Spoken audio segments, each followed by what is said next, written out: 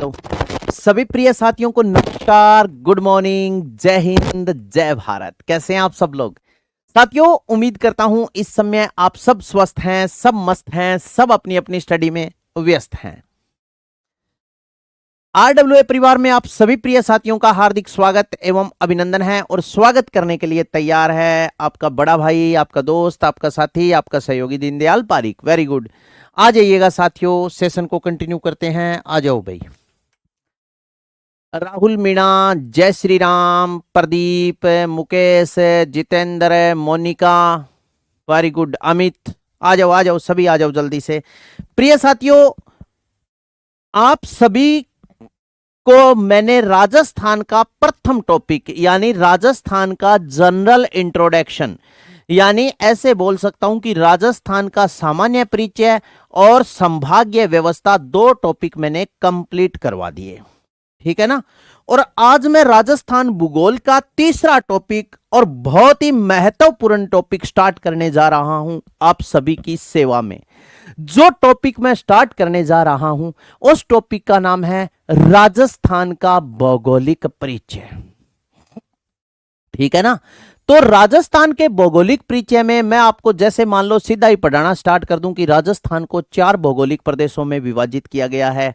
उत्तर पश्चिमी मरुस्थलीय प्रदेश, मध्यवर्ती अरावली पर्वतीय प्रदेश, दक्षिणी पूर्वी पठारी प्रदेश, पूर्वी मैदानी प्रदेश। बताओ हाँ या ना। लेकिन मेरे को ना सीधा ये बात बताने में कतई मजा नहीं आता, बिल्कुल भी। थोड़ा सा अपने इससे भी पीछे चलेंगे।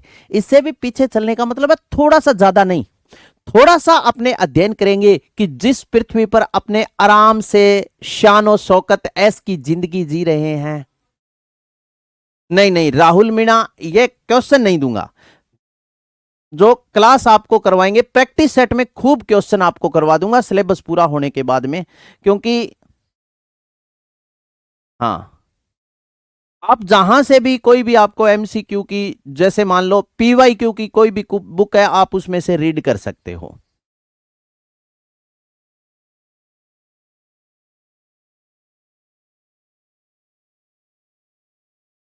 गुरुजी, जिलों के उपनाम कौन करवाएंगे? उपनाम कौन से होते हैं मुकेश कुमार जिलों के? थोड़ा सा बताना यार मुझे, थोड़ा सा बता दे दोस्त। उपनाम जैसे मतलब क्या कहना चाहता है तू?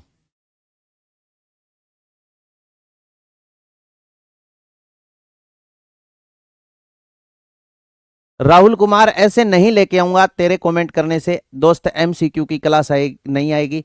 मैं कह रहा हूं वैसे आप पढ़ो, सिलेबस कंप्लीट करो। एमसीक्यू जरूरी नहीं है, पहले रट्टा लगाना वो जरूरी है, चैप्टर समझने जरूरी है। एमसीक्यू की जब जरूरत पड़ेगी तो एमसीक्यू की क्लास भी होगी। नहीं, विष्णु मीना नहीं देंगे। मुकेश कुमार, मैंने आपको राजस्थान के प्राचीन भौतिक नाम कराए थे। योदय क्षेत्र करवाया था, बटनेर करवाया था, चुगेर करवाया था। तो वो प्राचीन और वही होते हैं उपनाम, और कोई विशेष नाम नहीं होते, ठीक है। अब जैसे राजनगर वगैरह वगैरह बहुत से उपनाम हैं जो विभिन्न टॉपिकों में ही आ जाएंगे, ठीक है ना।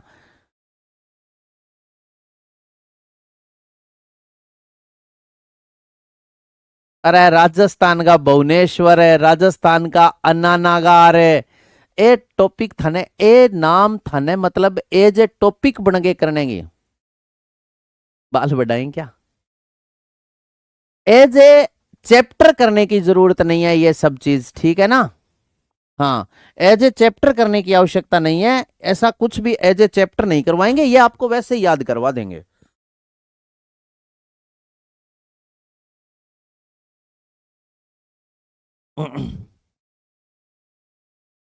तो आइए, आज का जो टॉपिक है वो अपने स्टार्ट करते हैं। जो टॉपिक होगा वो होगा, सर्वप्रथम मैं हेडिंग डालता हूं राजस्थान का भौगोलिक परिचय। हेडिंग ना डालते हुए मैं हेडिंग डालूंगा भौतिक भौतिक विभाजन।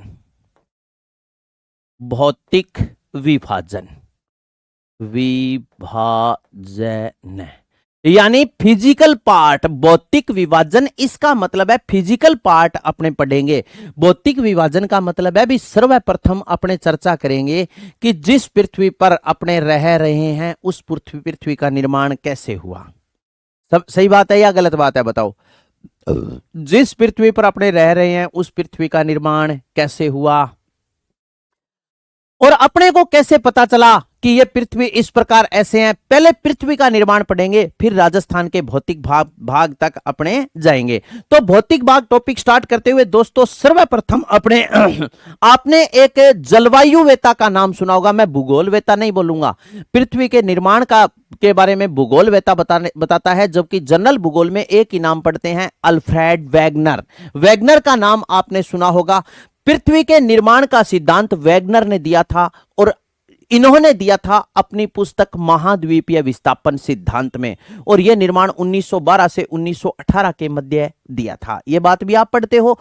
तो क्या हुआ प्रिय साथियों कि वेगनर की यह जानने की इच्छा हुई, कि जिस पृथ्वी पर अपने रह रहे हैं इस पृथ्वी का निर्माण कैसे हुआ।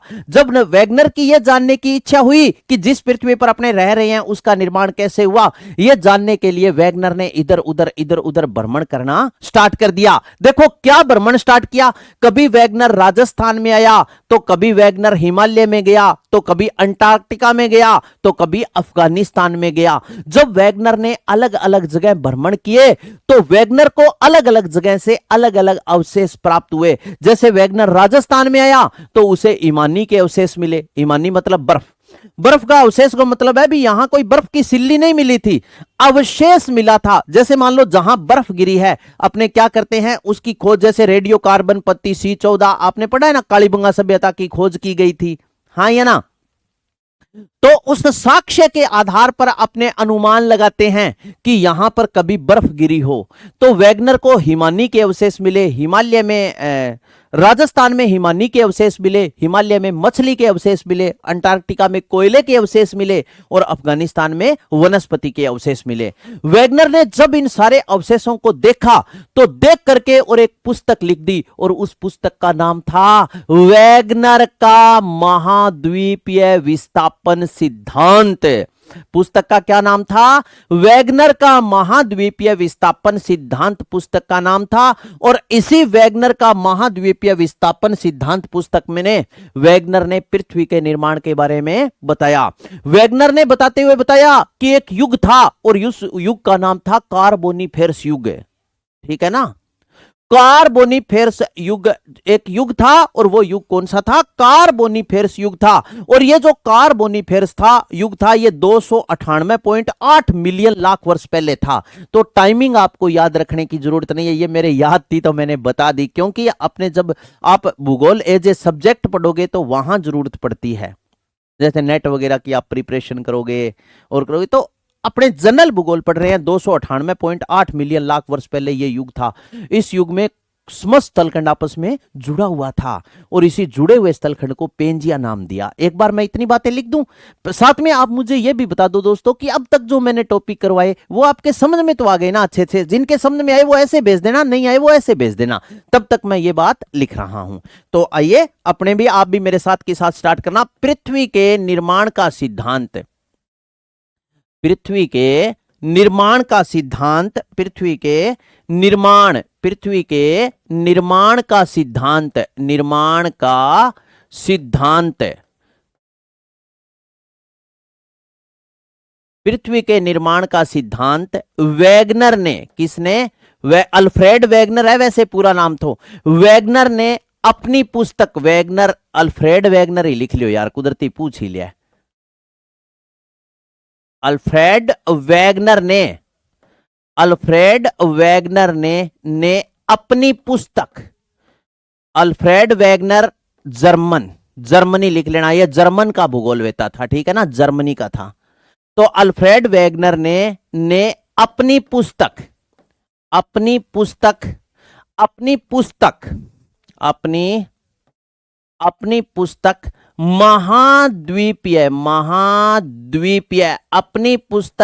महाद्वीपीय विस्थापन सिद्धांत में, अपनी पुस्तक महाद्वीपीय विस्थापन सिद्धांत में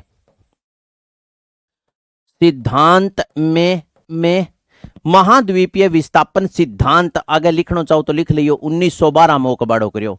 महाद्वीपीय विस्थापन सिद्धांत में जीवाश्मों के आधार पर दिया, में जीवाश्मों के, जीवाश्मों अवशेष यानी साक्ष्यों, जीवाश्मों के आधार पर दिया, जीवाश्मों के आधार पर दिया, जीवाश्मों के आधार पर दिया, जीवाश्मों के आधार पर दिया। चलो भाई, एक बंदे का कमेंट आया, राकेश कुमार।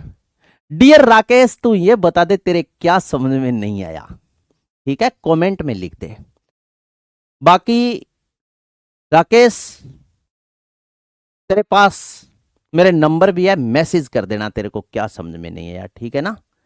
हाँ, और कोई साथी नहीं है, क्योंकि प्रिय विद्यार्थियों मैंने अच्छा पढ़ाया है, मुझे समझाने का अच्छा तरीका है भगवान की कृपा से, तभी मैं आपसे यह बात पूछ रहा हूं कि जो टॉपिक पढ़ाया वो आपके समझ में आया या नहीं आया।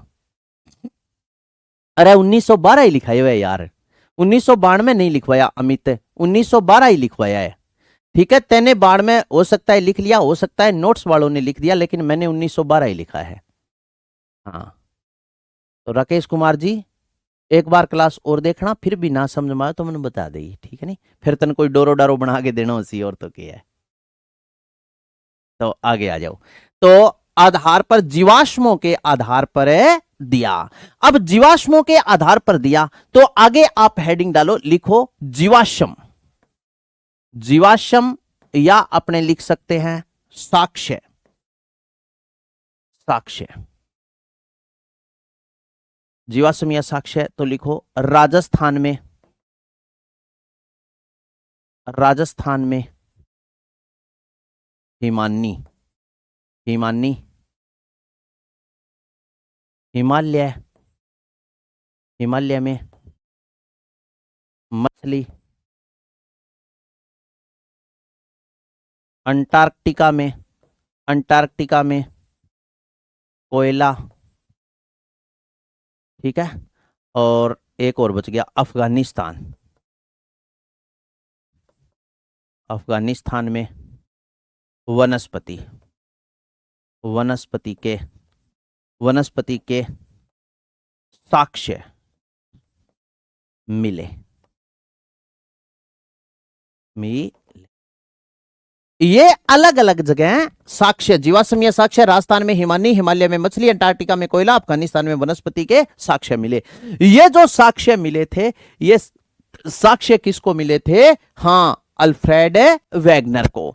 जब वैगनर को ये अलग अलग जगह से अलग अलग साक्ष्य मिले तो वैगनर ने इन साक्ष्यों को देखा और देख करके कौन सी पुस्तक लिख दी थी? महाद्वीपीय विस्थापन सिद्धांत। इस पुस्तक में पृथ्वी के निर्माण का सिद्धांत प्रतिपादित किया था। आगे लिखते हैं, वैगनर ने बताया कि एक युग था और वो युग कौन सा था? कार्बोनिफेरस युग।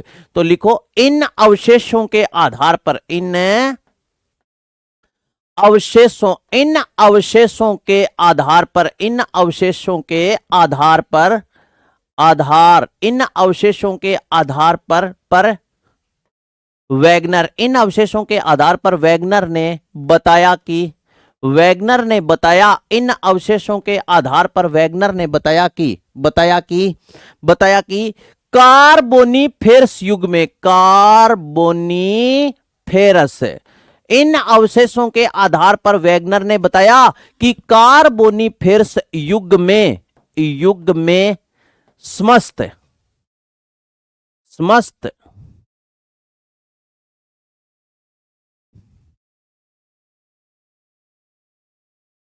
समस्त कार्बोनिफेरस युग में, किसने बताया? वैगनर ने बताया कि कार्बोनिफेरस युग में समस्त, एक मिनट रुको यार, समस्त, समस्त, अब सही है ना, समस्त स्थलखंड आपस में, समस्त स्थलखंड, वैगनर ने बताया कि कार्बोनिफेरस युग में समस्त स्थलखंड आपस में जुड़ा हुआ था, आपस में जुड़ा हुआ था।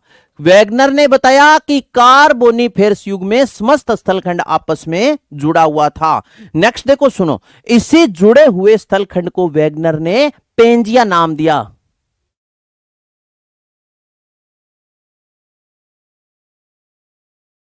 अफगानिस्तान होगा, ठीक है। तो ये लो, आपस में जुड़ा हुआ था। नेक्स्ट आगे लिखो, इस जुड़े हुए स्थलखंड कार्बोनिफेरस युग में समस्त स्थलखंड आपस में जुड़ा हुआ था। ठीक है, नेक्स्ट आगे लिखो, इस जुड़े हुए स्थलखंड को, नेक्स्ट आगे लिखना, इस जुड़े हुए स्थलखंड को वैगनर ने, इस जुड़े हुए स्थलखंड को, इस जुड़े हुए हुए स्थलखंड को वैगनर ने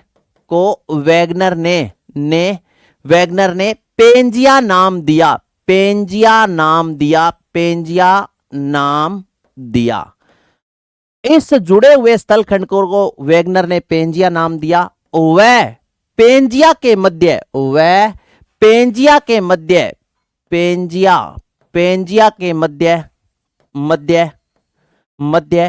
छिछले सागर को, एक बार आप लिख लो, ठीक है ना, एक बार लिख लो, फिर डायग्राम बनाएंगे, फिर पूरा समझाएंगे।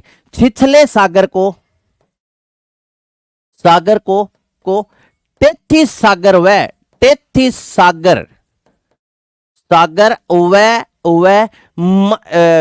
मध्य छिछले सागर को 33 सागर व चारों तरफ के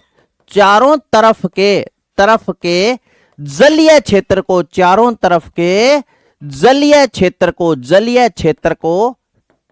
को पेंथालासा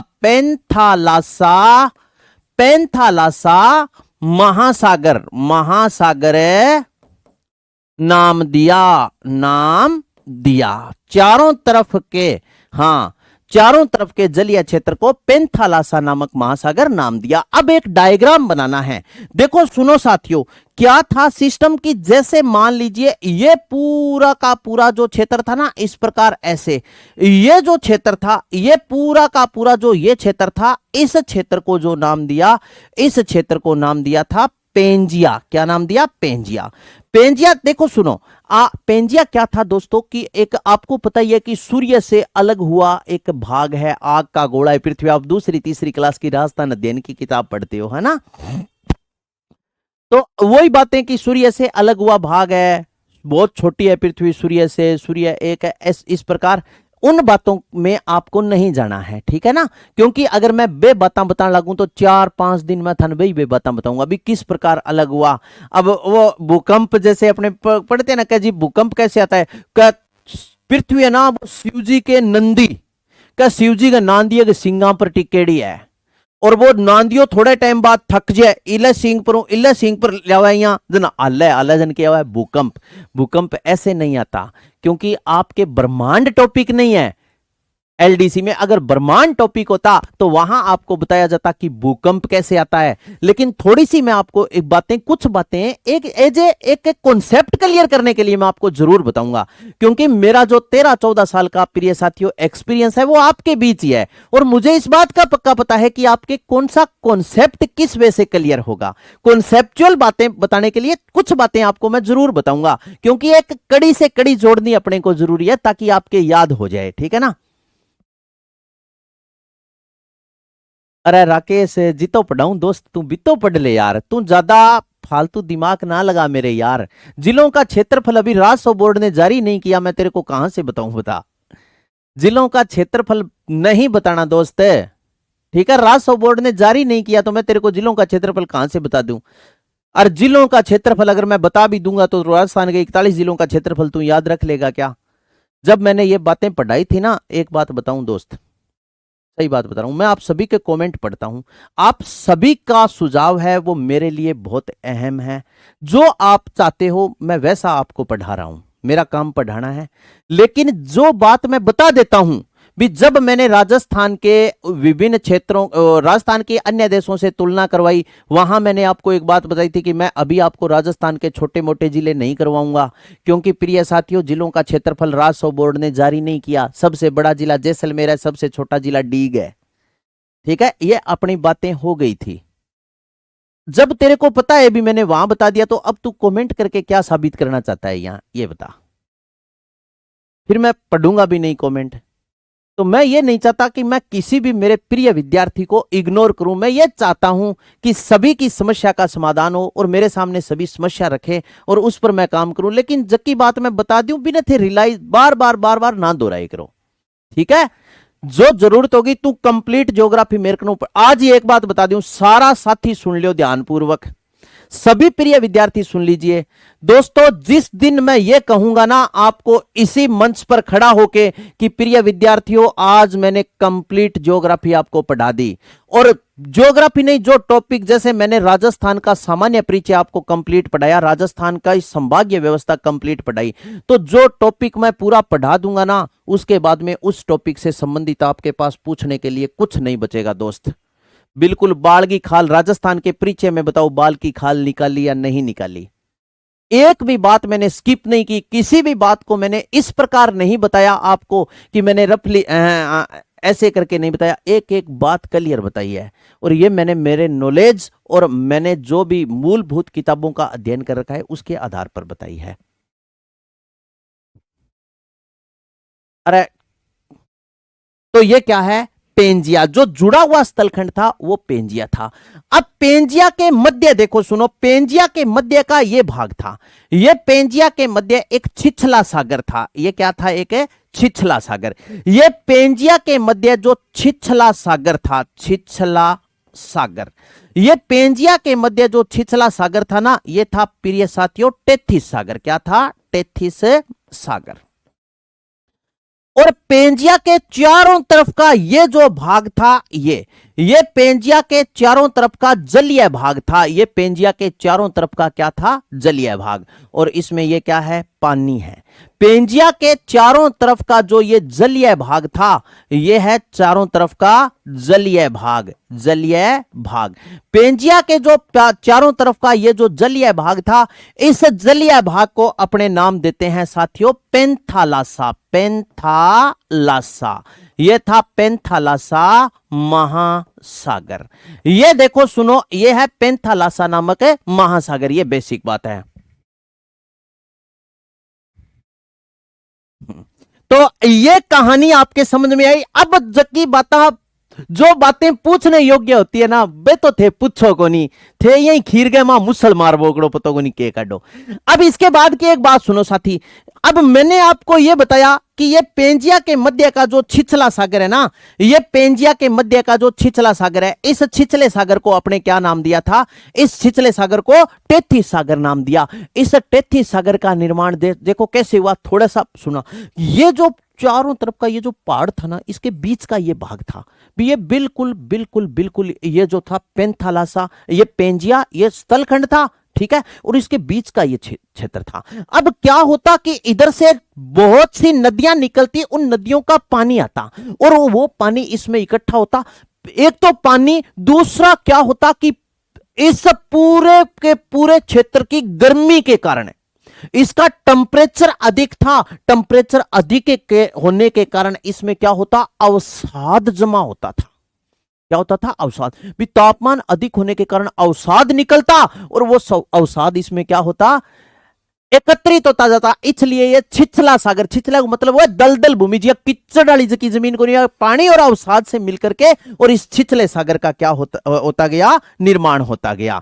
ये जो बात है ना, ये बात कौन से युग की है साथी, ये बात है कार्बोनिफेरस युग की। कौन से युग की, कार्बोनिफेरस, कार्बोनिफेरस युग की। अब आगे की बातें और सुनो जो कि इंपॉर्टेंट बात है। इसके बाद में फिर क्या हुआ दोस्तों कि इसके बाद ट्रसरी युग आया और उस ट्रसरी युग में पेंजिया का विभाजन हो गया।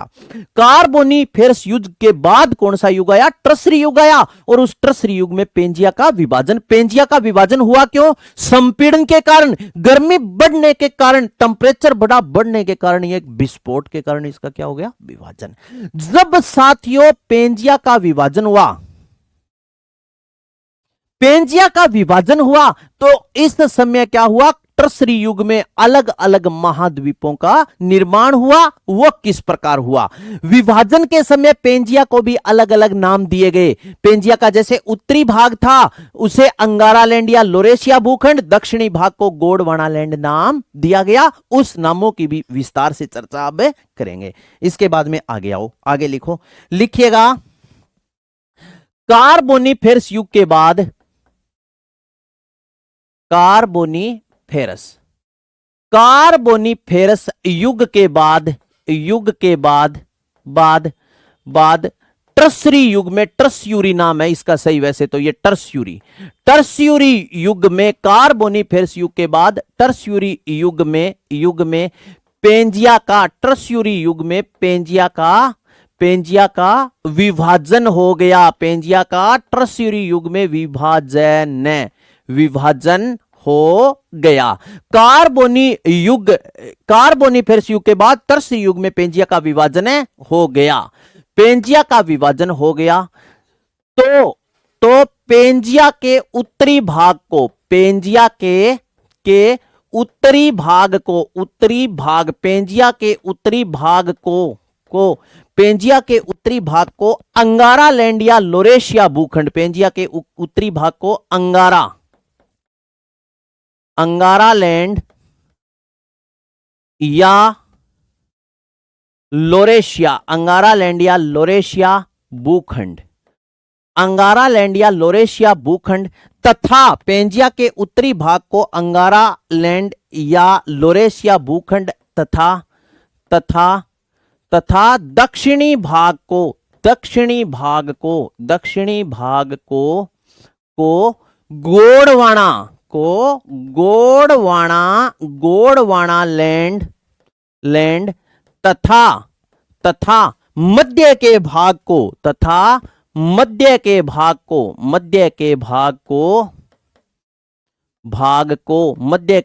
को टेथिस सागर नाम दिया गया। टेथिस सागर नाम दिया। समझ गए मेरी बात? टेथिस सागर नाम दिया। अब देखो सुनो, जो सिस्टम था वो कैसा था, वो इस प्रकार था। जैसे ये पूरा का पूरा जो क्षेत्र था ये तो था वही पेंजिया, इस प्रकार अपने पेंजिया बनाया था। ये पूरा का पूरा जो क्षेत्र था वो पेंजिया था। अब देखो ये जो पेंजिया का जो क्षेत्र था ना साथी, ये तो था पेंजिया का उत्तरी भाग, ये पूरा का पूरा इस प्रकार क्षेत्र हो गया। अब ये तो था पेंजिया का उत्तरी भाग, और ये था पेंजिया का दक्षिणी भाग, और ये था पेंजिया के मध्य का भाग।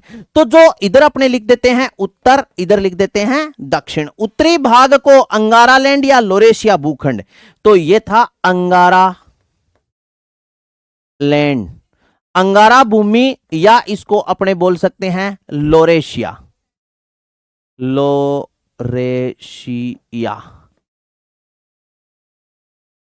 भूखंड। समझ गए? अब ये जो दक्षिणी भाग था ना, इसे नाम दिया गोंडवाना भूमि या गोंडवाना लैंड, और ये मध्य का जो भाग था, ये मध्य का वही भाग था। कौन सा था? टेथिस सागर। अब ये सिस्टम बन गया। ट्रसरी युग में पेंजिया का विभाजन हो गया। जब ट्रसरी युग में पेंजिया का विभाजन हुआ तो पेंजिया के उत्तरी भाग को अंगारा लैंड या अपने बोल सकते हैं लोरेशिया भूखंड, दक्षिणी भाग को गोंडवाना लैंड, और मध्य के भाग को साथियों क्या नाम दिया था? मध्य के भाग को वही टेथिस सागर है नाम दिया।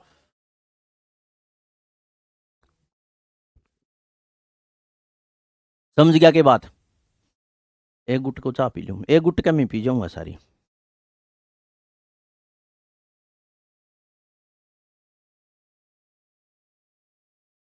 तो ये था उत्तरी भाग और दक्षिणी भाग, कोई दिक्कत नहीं है। अब फिर क्या हुआ? कालांतर में भूगर्भ में हुई आंतरिक हलचल के कारण, कालांतर कुछ समय के बाद कालांतर में भूगर्भ में हुई आंतरिक हलचल के कारण इन दो भूखंडों से अंगारा लैंड और गोंडवाना लैंड से महाद्वीपों का निर्माण हुआ। वह तेथीस सागर से हिमालय पर्वतमाला का तथा चारों तरफ जो फैला पानी जलीय क्षेत्र था, पेंथालासा नामक महासागर था, उससे महासागरों का क्या हो गया साथियों? निर्माण हो गया। बताओ समझे या नहीं समझे मेरी बात? कालांतर में भूगर्भ में हुई आंतरिक हलचल के कारण, उसके बाद में अंडर मूवमेंट क्यों हुआ, हलचल क्यों हुई? मैंने अभी आपको बताया, अभी अवसाद वगैरह इकट्ठा था, गर्मी संपीड़न के कारण, अपने बोलते हैं ना संपीड़न के हो, गर्मी बढ़ी, टेम्परेचर बढ़ो, हाई टेम्परेचर के कारण ब्लास्ट हो गया। ऐसा आप याद रखना, ठीक है। तो पेंजिया के उत्तरी भाग और दक्षिणी भाग अंगारा लैंड और गोंडवाना लैंड से महाद्वीपों का निर्माण हुआ। तेथीस सागर से हिमालय पर्वतमाला का निर्माण हुआ तथा पेंथालासा नामक महासागर से महासागरों का निर्माण हुआ। साथियों, अब जो पूछने वाली बात है ना, वो तो आप कभी नहीं पूछते, आपने सौगन खा रखी है अभी पूछने वाली। आपको अब मैं दो बातें बता रहा हूं, अब आपको अच्छी अच्छी दो तीन बातें बताऊंगा। साथियों, आपने दो नाम सुने हैं, एक तो आपने सुनी है नवीन पर्वतमाला, नवीन पर्वतमाला, और एक आपने नाम सुना है प्राचीन पर्वतमाला। बताओ हाँ या ना? अब आपने यह देखा है नवीन पर्वतमाला कौन सी है? हिमालय। आपने सुना है प्राचीन पर्वतमाला कौन सी है? अरावली। बताओ ये बात आपने सुनी है या नहीं सुनी? आपको नॉलेज इंक्रीज करने के लिए एक शानदार बात बताऊंगा। पुलिस के नोट्स में 1912 है, तो मेरो तकड़ो रट्टो मारेड है, बुल्लू को नहीं।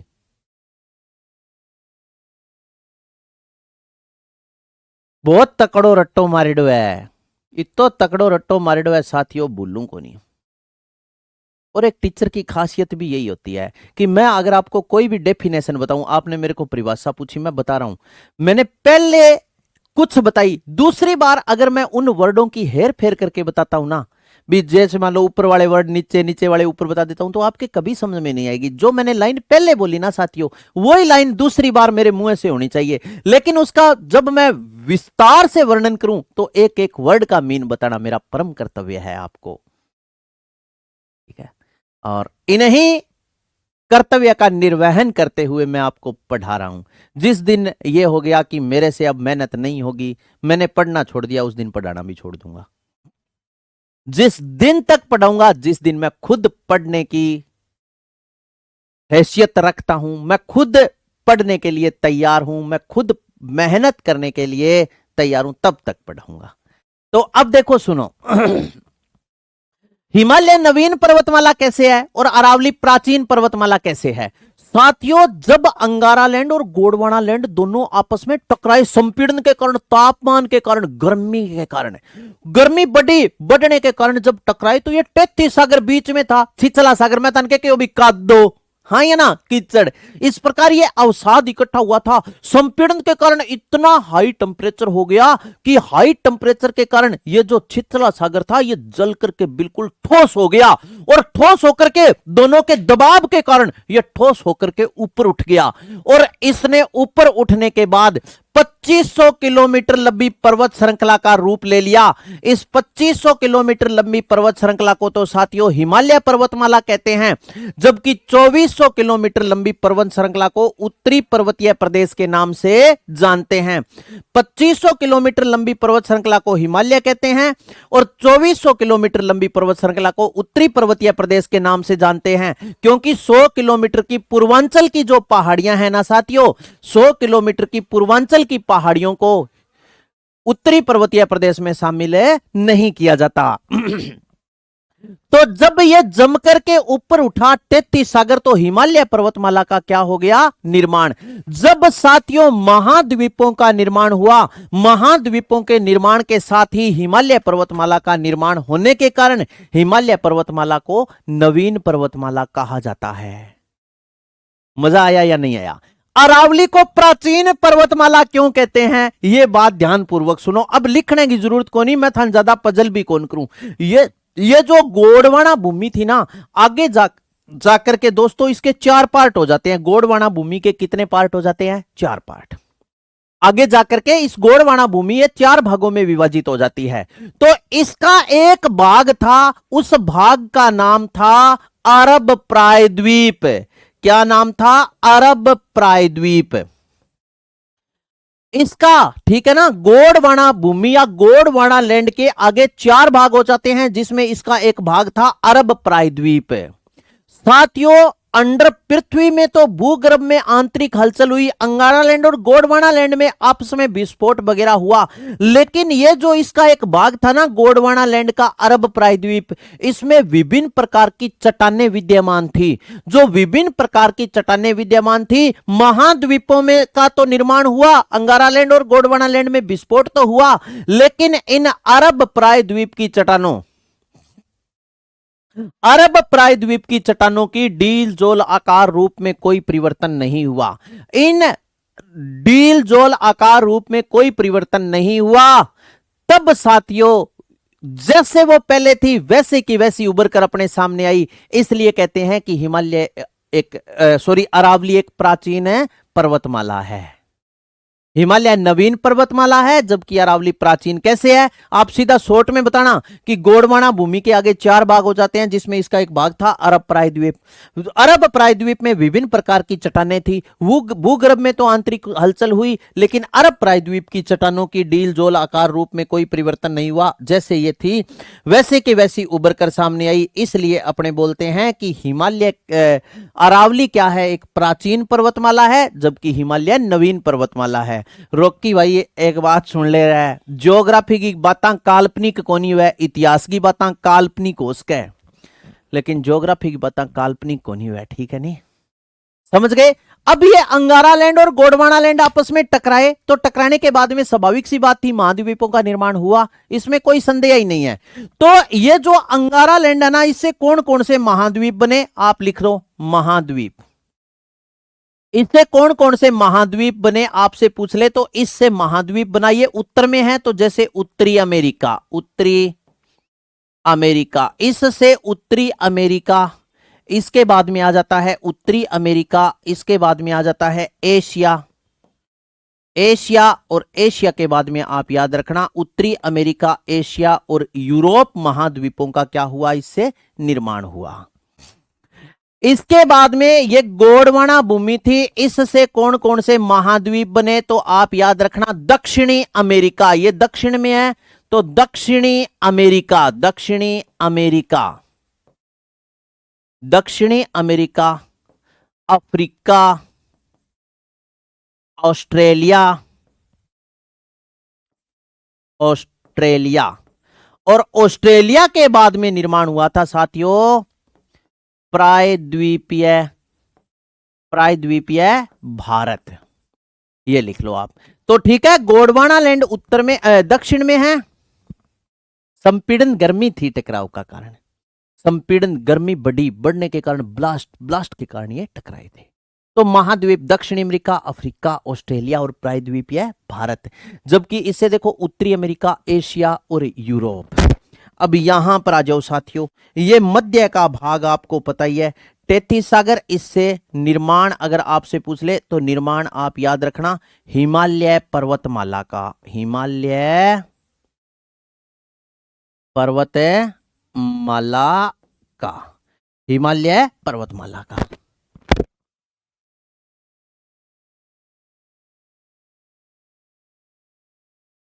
तो कोई दिक्कत नहीं है, समझ में आई के बात। अब एक बार आप मुझे दिल भेज करके सुना दो कि गुरुजी मजा आ गया।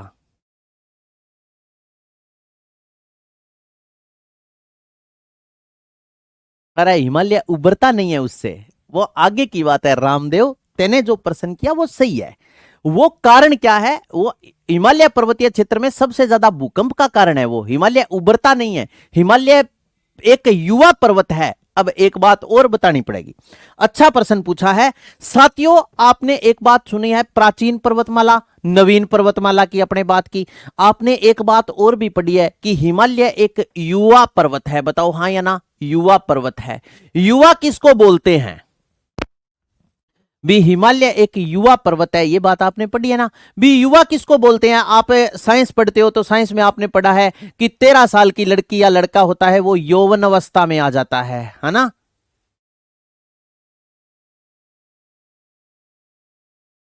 तो जैसे क्या हुआ साथियों कि 13 साल का लड़का या लड़की यौवन अवस्था में आ जाता है। इसी प्रकार साइको पढ़ते हो तो आप वो बोलती है कि 16 साल का लड़का या लड़की युवा कहलाता है। युवा को मतलब क्या होता है भी, अपने अगर ज्योग्राफिकल दृष्टि से अगर बात करें, अगर दैनिक जीवन की दृष्टि से बात करें तो युवा कौन होता है, जो वृद्धि करता है वो युवा है। बताओ हाँ ना, हाँ या ना। भी जो वृद्धि करता है वो युवा है, सही बात है। जैसे मान लीजिए कि 5 और 4 9 साल का बालक हुआ, वर्ष 9 वर्ष का हुआ, और यहां मैंने लिखा कक्षा और यहां मैंने लिखा कद। एक बात ध्यानपूर्वक सुनना, जैसे 9 वर्ष का एक बालक हुआ, 9 वर्ष का बालक हुआ तो वो 5वीं कक्षा में हो गया। अभी मान लो 4 साल के स्कूल में एडमिशन ले लिए, और यहां इसका जैसे मान लो 9 साल का बच्चा है, मान लीजिए एक स्वाभाविक तौर पर अपने बात करते हैं तो इसका यहां 4 फीट कद है, कद है 4 फीट। अब इसके बाद में जैसे मान लो ये 10 वर्ष का हुआ, 6ठी कक्षा में हो गया, कद 4 फुट 2 इंच हो गया। जब ये मान लो 11 साल का हुआ, 7वीं कक्षा में हो गयो, कद 4 फुट 8 इंच हो गयो। इंगे बाद में जिया मान लो 12 साल को हो, 12 साल के बाद में यो 8वीं कक्षा में हो गयो, कद 5 फीट हो गयो।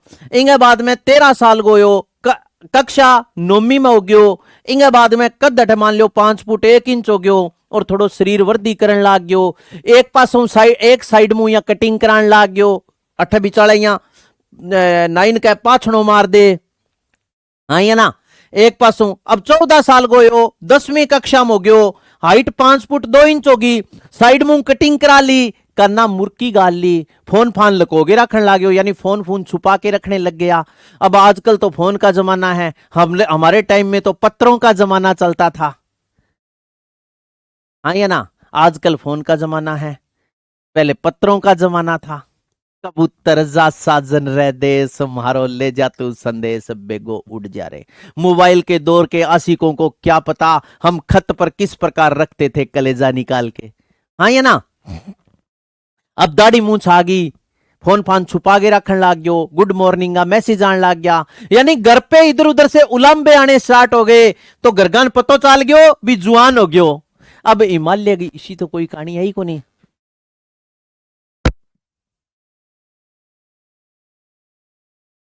सही है ना। तो ऐसी तो हिमालय पर्वतमाला का कोई घर ही ओढ़ को नहीं आया, कोई लेटर लूटर कौन पकड़ी जा, कोई पर्ची पाना को फिक्र को नहीं हो, गुड मॉर्निंग मैसेज। तो हिमालय एक युवा पर्वत है, इसका अंदाजा कैसे लगा सकते हैं कि हिमालय पर्वतीय क्षेत्र में भूकंप आते हैं। हिमालय पर्वतीय क्षेत्र में जब भूकंप आते हैं तो भूकंप के कारण या तो कोई चट्टान में दरार पड़ जाती है, और या कहीं से कोई चट्टान ऊपर उठ जाती है, जिससे यह पता लगता है कि हिमालय आज भी वृद्धि कर रहा है।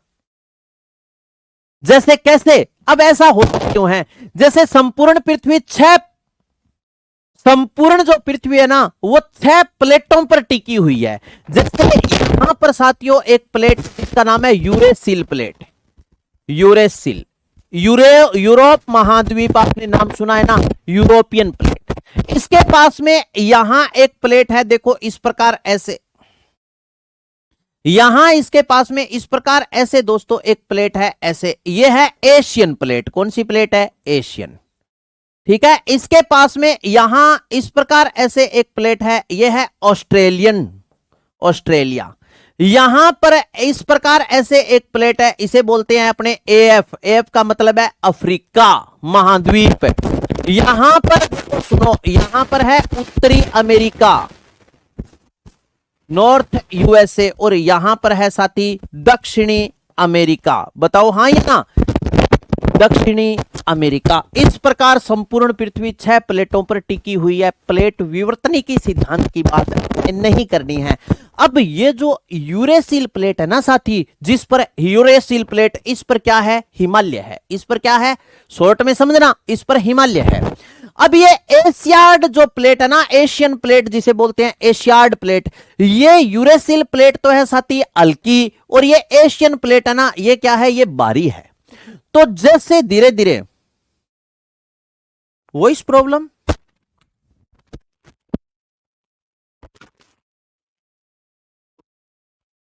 तो सही आ रही है क्या, बताओ। हेलो, बीच में कैसे आवाज की दिक्कत आती भाई, अब बताओ आवाज सही आ रही है क्या, एक बार बता दें आप मुझे रिपोर्ट करके।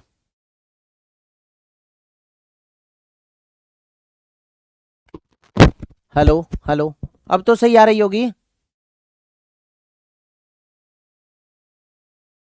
तो ये इस प्रकार, अब ये जो एशियन प्लेट है ना, ये धीरे धीरे इस यूरेसिल प्लेट के नीचे खिसक रही है भारी होने के कारण, और जैसे इसके नीचे खिसकेगी, अब तो सही आ रही होगी।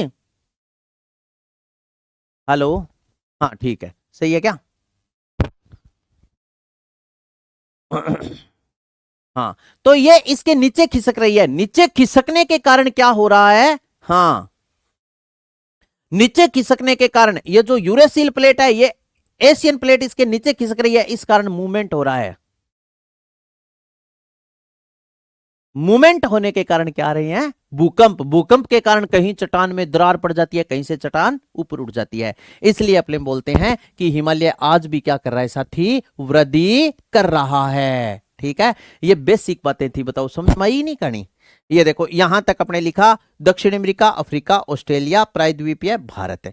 अब यहां पर एक बात यह है कि प्रायद्वीपीय भारत तो यहां है, जबकि एशिया अंगारा लैंड में है, गोंडवाना लैंड में है, प्रायद्वीपीय भारत। तो साथियों जो भारत है ना, वो ऑस्ट्रेलियाड प्लेट का हिस्सा है।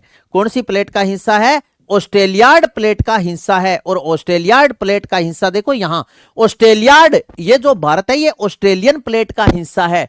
भारत की जो धरातलीय स्थिति है वो ऑस्ट्रेलिया से मिलती जुलती है, समझ गए। ऑस्ट्रेलिया से कैसे, कि जो खनिज भारत में मिलेगा वो ऑस्ट्रेलिया में, जैसे आप आगे मैं आपको पढ़ाऊंगा चंदन नलकूप, ये मीठे पानी का कुआं, इसे थार का घड़ा कहते हैं। ये एक उत्सुक नलकूप है। उत्सुक नलकूप का मतलब क्या होता है, वो नलकूप जिससे पानी जमीन से अपने आप बाहर आता है, चंदन नलकूप। ऐसा इसकी तुलना ऑस्ट्रेलिया के कुएं से की जाती है। ठीक है, तो ये है कहानी, ठीक है ना, कोई दिक्कत नहीं है, समझ में आई बात या कौन नहीं आई, आगे। ठीक है, तो इन बातों को अपने अभी क्या करते हैं, थोड़ा सा नोट आउट कर लेते हैं। तो गोंडवाना लैंड तथा मध्य के भाग को टेथी सागर नाम दिया। अब इसके बाद में लिखो, आगे आप लिखो, लिखो कालांतर में भूगर्भ में हुई आंतरिक हलचल के कारण, कालांतर में भूगर्भ में हुई आंतरिक हलचल के कारण, नेक्स्ट आप लिख लो, कालांतर में, कुछ समय के बाद, कालांतर, कालांतर में भूगर्भ, भूगर्भ में हुई हलचल के कारण, हलचल, हलचल के कारण, हलचल के कारण, कालांतर में भूगर्भ में हुई आंतरिक हलचल के कारण, कारण टेथी सागर से, टेथी सागर से, सागर से हिमालय पर्वतमाला, हिमालय पर्वतमाला, पर्वतमाला, टेथी सागर से हिमालय पर्वतमाला माला व पेंथालासा, पेंथालासा महासागर से, महासागर से महासागरों का, सागरों का, तथा तथा तथा अंगारा भूमि व अंगारा भूमि व गोंडवाना, गोंडवाना भूमि से, भूमि से महाद्वीपों का, महाद्वीपों का निर्माण हुआ, निर्माण हुआ, महाद्वीपों का निर्माण हुआ, जिसके अंतर्गत, महाद्वीपों का निर्माण हुआ, जिसके अंतर्गत, जिसके अंतर्गत, जिसके अंतर्गत, अंतर्गत राजस्थान के, जिसके अंतर्गत राजस्थान के, राजस्थान के, जिसके अंतर्गत राजस्थान के, राजस्थान के 4 भौगोलिक खंड बने, राजस्थान के 4 चार भौतिक भाग, ऐसे लिख लो, चार भौतिक भाग बने, भाग बने, भौतिक भाग यानी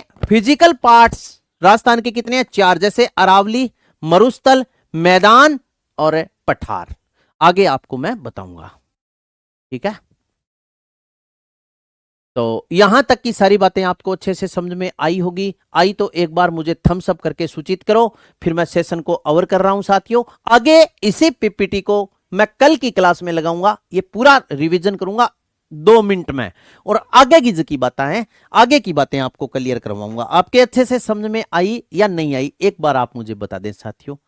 अगर नहीं आई तो नहीं बता देना, आई तो यस बता देना, मुझे कोई दिक्कत नहीं है। अगर आप ऐसे बोल दो कि नहीं बता दिया तो गुरुजी कठे निराज हो जाए, मैं निराज को नहीं हूं, ठीक है ना। हाँ, क्योंकि नहीं आई तो मेरा परम कर्तव्य दोबारा समझाना। चलिए, ओके, ऑल द बेस्ट, मिलते हैं ब्रेक के बाद, तब तक के लिए सभी को राम राम।